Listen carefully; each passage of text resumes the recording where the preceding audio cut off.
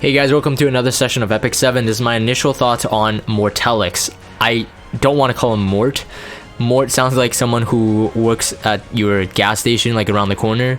It doesn't sound prestige enough, like Mortelix. He literally says his name, and he's just like, you can call me Mortelix, but my name is Mortelix, but you can call me Mort. And I'm like, I don't want to call you Mort. I don't want to call you Mort, man. It's kind of weird. I think this is like the first hero to give himself a nickname that's worse than his real name. At least in Epic 7. His S3 animation is a snippet of what you're seeing here on the screen. There's a snippet of it. Pretty cool. I mean, I think we got a hint of that in the episode 3 preview. They had like other animation in that as well.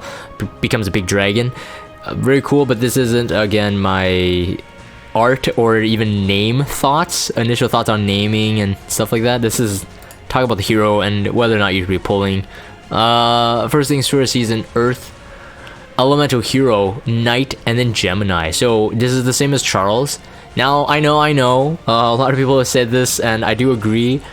He looked icy. He literally has ice forming on his body. Well, people can say that it's scales. Okay, it's scales. But it looks like he has ice on the ground, on like where his feet is. So the very fact that he's Earth is just totally, you know, totally odd. But it's okay. Someone can do whatever they want. I'm okay with it. It is odd. I get why people were saying about it. And I mean, it's like, it's blatant. I guess they just don't want people to speculate and actually get things right. So they want to do like this kind of like, you know, irony to it. I don't know. But anyways, the same as Charles. So the attack is pretty low, 957, but he's a knight, keep that in mind. And I don't think he's gonna work like Charles, so I'm actually okay with the stats that he's packing here. 6,148 health and a 634 defense. Pretty good. It's like, you know, it's actually pretty good. It's like lower HP than like Crows, so Pisces knights, but like defense and HP balance is really good with speed, 109 speed, and it has 27 crit rate. So that has it going for it. And I do feel that, I mean, even though if you don't build him as a full DPS, he definitely has to have a bit of DPS subs. So more crit rate, even crit damage, based on just how his kit reads. At the moment of this video recording, we have the data mines for the attack mods. We do not have the data mine for the HP damage scaling mods yet.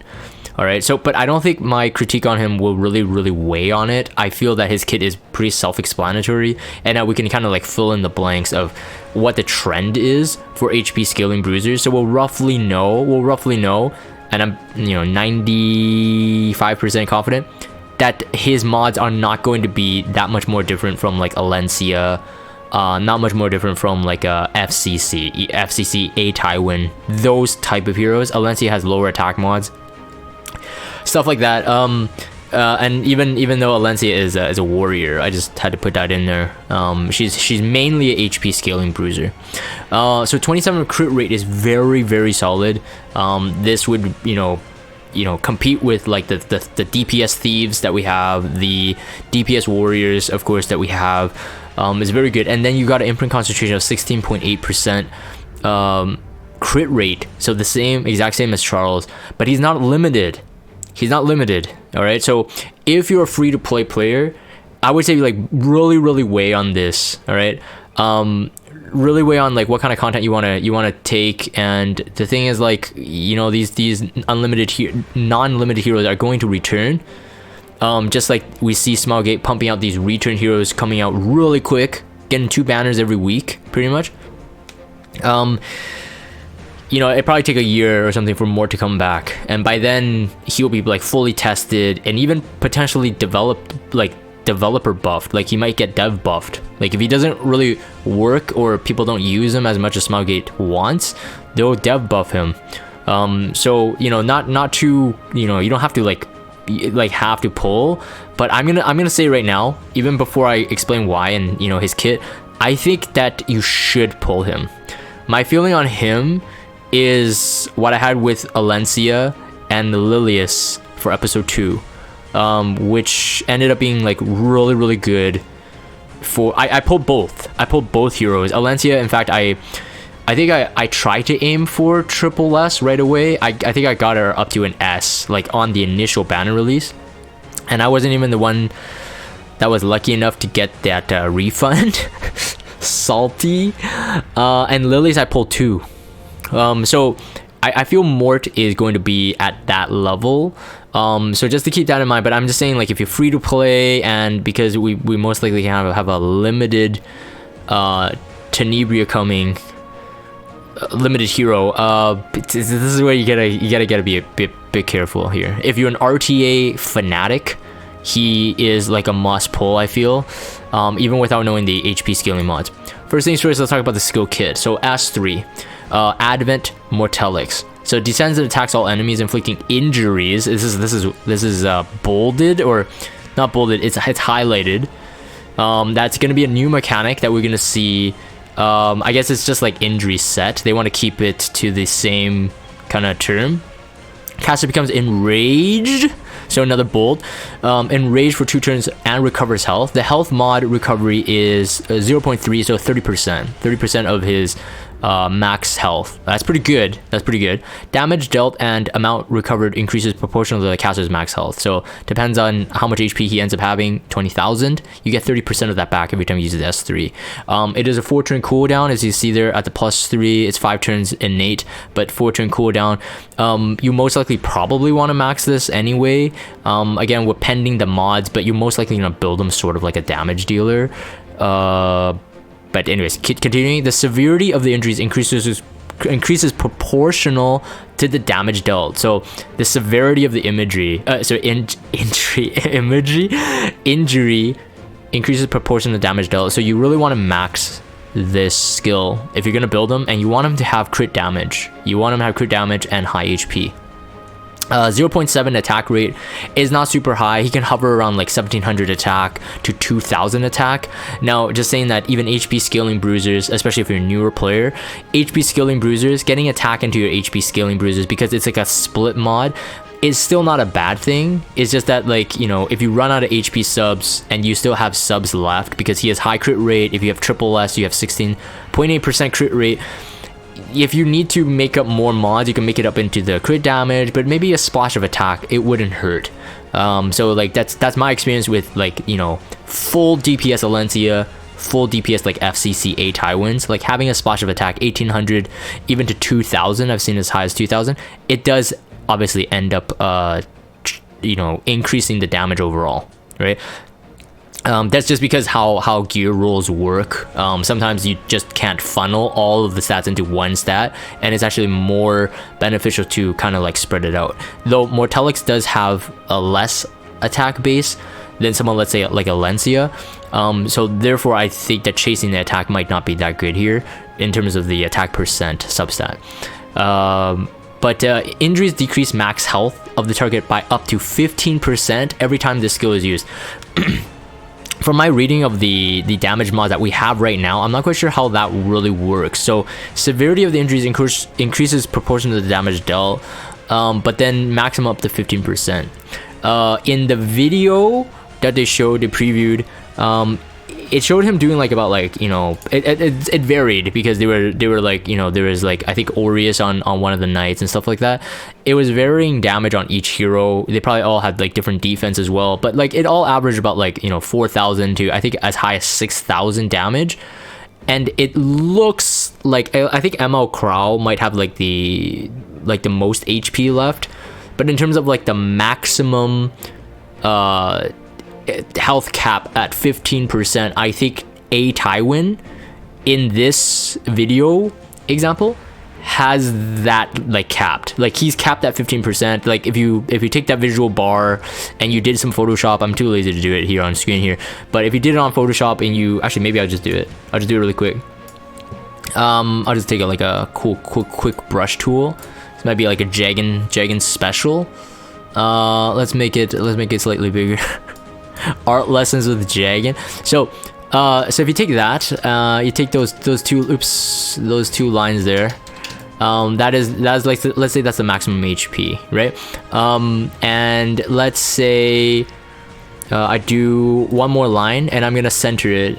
So this is like, you know, automatically, mathematically, it's just automatically doing it for me. I'm gonna center this. Okay, so that's at the 50% HP mark. All right, that's the 50%. And then we duplicate this twice, and then now we can have. Let me think how I would do this. Oh, I see. No, so I kind of screwed up. Hold on. Actually, I feel that this example might be useful demonstration. Just so you guys know what you're buying yourself into. All right. So I'm just gonna put that there. This is the last node. This is the first. I'm gonna do an even spacing one. So we get the 25%. We get the 50%. We get to see how the HP is split. Oops, not that one. Is it this one? Yeah, there we go. Okay, so that's even spacing. Now this is obviously pixel counting. My pixel may be a bit off, but that's roughly what you're getting in terms of the HP bar. Right, the HP bar is relative, so like 15%. I think 8 Taiwans look like 15%. Let me just draw one more line here to help illustrate. Let's see here. So you guys get like a grid style view. I'm gonna merge these. All right, so like, yeah, so even though they said the maximum is 15%, that looks a bit more than 15. So there could be like a pixel like variance, but regardless, if I take this HP bar that I made and I dragged it over to all of them, you can actually see the distance between the 25% HP mark. So anyways, my point is that maximum up to 15%. Now 15% is pretty big. If you do some kind of like reset his S3, let's say with Assyria, or somehow like reduce his cooldown like really quick, you might be able to, you might be able to stack that's 30%, right? Like, but it does depend on your damage dealt. So in this showcase, we can roughly get it. Like I said, it was like a range about like 4,000 damage to I think 6,000 damage, something like that. And I'm not quite sure if the barrier on FCC was there. I think it was, but regardless, you can see the example here. It's not super neat in terms of like what you're gonna expect, but in RTA, on like a first turn, so not relying on the injury set, not relying on frenzy to kick in, on the first turn you're already reducing HP. This would be really good on HP, like I think true damage heroes. I think it would actually cut down on HP scaling bruisers too. So like in terms of like FCC, and of course FCC's barrier is going to become smaller and smaller as you reduce the HP, like the maximum health.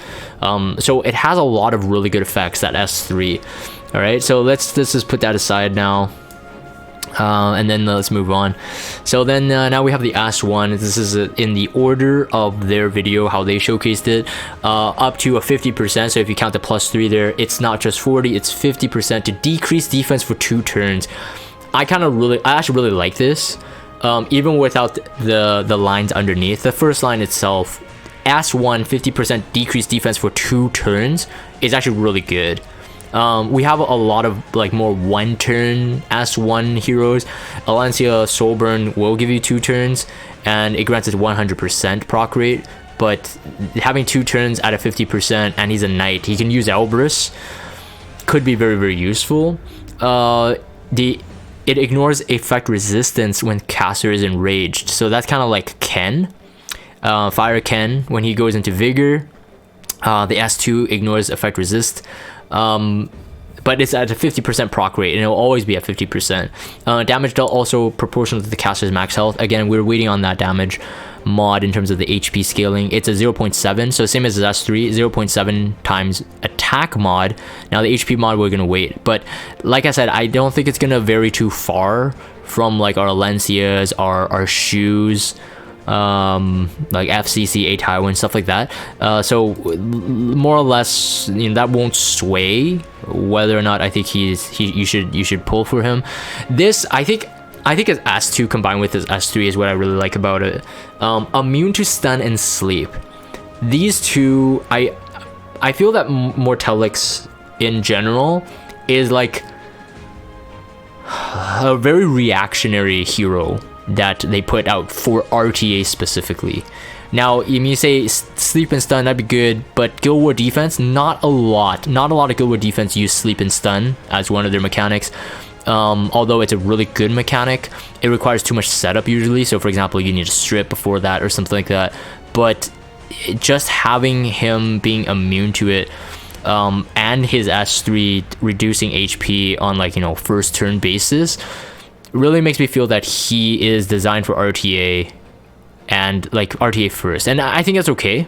Like I already agree, and I already believe that Epic 7 RTA is end game. It's like literally everything you do in Epic 7 is really a drive for RTA. But I feel it's like too reactionary though. And the only reason why I say that is because like the frenzy is adjusted now.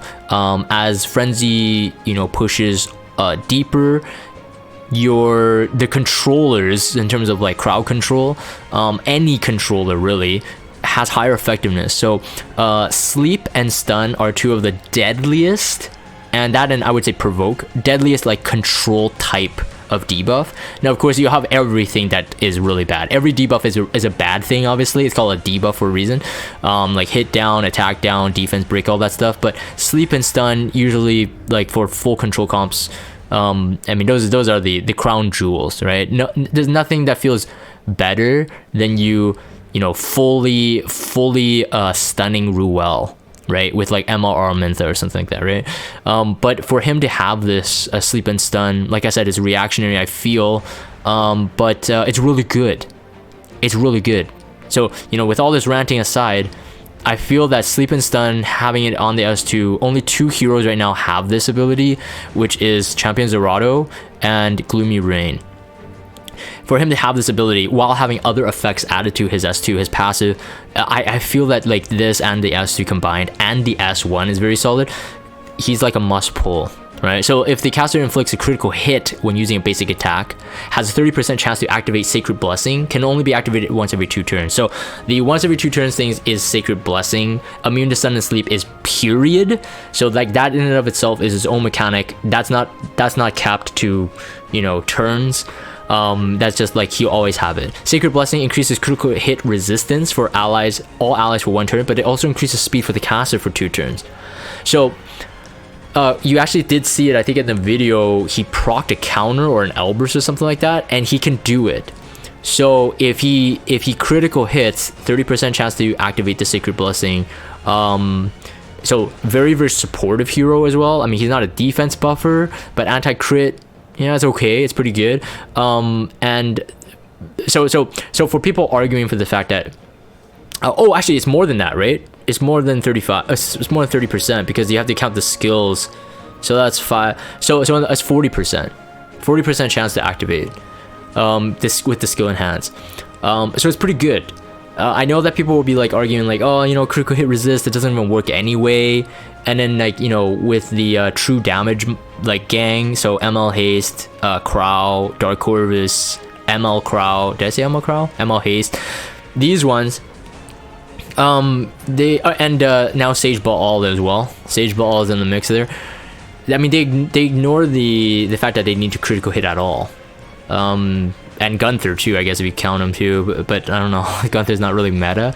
But they just ignore it completely. And then people who do rely on crit damage, we all had those situations where like DN's anti-crit buff just doesn't work because it's 50%, right? But so like I know that the other side would be like, oh yeah, then I'm proccing a 40% proc rate to dodge critical hit resist for 50% of the time. In my opinion, it's still good though. In my opinion, it's still good. Like just being immune to sleep and stun is good, and then just having this on the off chance that you proc it is going to be good as well. So you could do it on your own turn. I believe you can do it on the counter. I think that's what I saw in the video. So if you have him on Elbrus, if you do have him on counter set, although I don't think counter set might be a bit too much stats wasted in my opinion. I think I would opt for a speed set on him. Opt for a speed set and maybe Elbrus at the most if you want to have that defense break, the nasty defense break that could ignore effect resist, and then also have this proccing. I would probably put him on an Elbrus instead. And then we got the the artifact. So Ancient Dragon's Legacy. So increases critical. I'm gonna read the max awakened version, or max limit broken. Increases critical hit chance by 15%. That's always. And then after caster uses a non-attack skill, has a 100% chance to increase critical hit damage for 2 turns. If you have it at level 15, or sorry, plus 15, so only 1 copy, but max level, plus 15, you will have it up to a 75% chance to increase the critical hit damage for 2 turns. I think outside of himself, people are saying like maybe Lilius would be good, Lilius Cleave, and I think that's not bad because Lilius is S2, gives her a really fat barrier. So if you are using a Bruiser Lilius in your RTA drafting, or even in Guild War offense, maybe you want to play with that, this artifact might be really good. But I think if you're pulling on Mortellix's banner, I would say like get the hero and just be done with it. I think this is nice to have, but I don't think not a lot of knights can use it, and therefore I don't think it really merits for you to chase this one. Again, it's not limited. It will be available in the powder shop, and it will be available when the banner is released with powder 240. So if you have spares lying around and you really want it, I suppose that's good. 15% crit rate is very nice to have. Like these knight artifacts, I mean, they're getting really crazy now. Like 15% is no joke. That's fantastic. For someone that's a DPS like Mortellix, maybe you want this artifact on him if he's super fast. But I don't know. I kind of like the, if you're gonna go RNG with him anyway, let's say for RTA, I would almost kind of like the Elbrus anyway, you know. But that's me. But the very fact that he's a knight, he can use Adamant Shield if you need it. It depends on, you know, what your drafting style is. You can use Adamant Shield. You can use Aureus if you really need it too, because he self-heals. So kind of like Roz. His HP is not as high as Roz, Adventure Roz that is, but he self-heals. So I mean, there's that aspect. Yeah, so other knight artifacts, I can't think of any. I think a lot of artifacts can work. It just depends on how you want to use them. My opinion on Mortellix, like I said, because he's side by side with that Alice in Wonderland Tenebria, most likely side by side. We don't know yet. I don't think we know the date yet. I don't know, man. I just feel that if you are RTA player, like I said, RTA player, he's going to be very important in your deck. He's a bruiser, which is good, and he most likely will be high damage type of bruiser. So you right now RTA strives on, I think, bruiser, but then high damage. So heroes like Fire Ravi is really shining right now, at least with the current frenzy. Mortellix, his attack mods are low, so over time he's not going to do that much damage. Not compared to like a Fire Ravi, but everything else is just fantastic. So I think he's definitely a must pull. If you're interested in investing in RTA heroes, he's a must pull. I think he's going to be used a lot. And I would say that you should pull for him just for the fact that he has mechanics that no other heroes has right now, right? Not even just the mix of his mechanics, but just in general, no one has no one has the injury mechanic yet in their kit. We may see that more later, but no one else has it right now, and I think overall he's solid. S1, S2, S3. I think his purpose is very intentional. There's no real confusion in his kit, so I would definitely say pull if you have the bookmarks.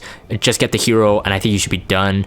If you really want to invest in him, triple nesting is not a bad idea because 16.5%, but he's not limited, or 16.8. He's not limited, so it is what it is. He will be added to the elemental summons pool, so you want to keep that in mind as well. Anyways, I'm going to end this for the video recording. If you guys have Discord, check out my Discord server. Follow me on Twitter, subscribe to YouTube if you haven't. As always, thank you guys for watching these videos, and I will see you guys next time.